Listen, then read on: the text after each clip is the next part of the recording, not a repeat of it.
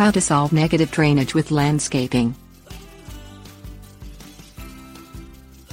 When homes are built, the yards should be concave in shape. This creates a valley between yards to allow water to drain. When yards settle or aren't properly shaped, you get a negative grade, meaning the water runs toward the home instead of draining. Solving the negative grade allows your yard to drain appropriately, leaving you with a healthier yard that you're better able to enjoy. You should always contact a professional engineer before altering your grade so you don't impact the ability of your neighbor's yard to appropriately drain. Things you'll need: stakes, tape measure, twine, level, fill dirt, rake, lawn roller, topsoil, sod or grass seed hose, sprinkler, landscape timbers, saw, hammer, nails, plants. Install stakes in the yard at 10 feet intervals. Wrap twine around the stakes so the twine creates a visual line from the house to the end of the yard. Adjust the twine line so the twine slopes from the house to the end of the yard. Make sure the slope is at least 6 inches for every 10 feet of yard. Bring and fill dirt and rake it so the dirt slopes to match the twine.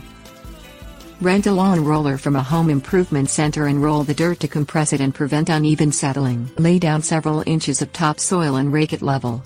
Roll it with a lawn roller. The topsoil promotes better lawn growth while rolling it prevents uneven settling of the yard.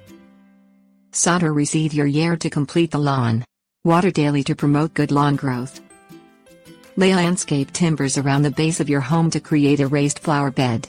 Make the landscape timers at least 2 timbers high. Cut the timbers to fit with a saw and nail them together. Fill the raised flower beds with topsoil. Fill the raised flower beds with plants that require little water like cactus. Avoid plants that need frequent watering.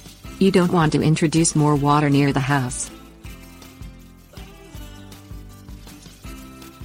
Tips: warnings.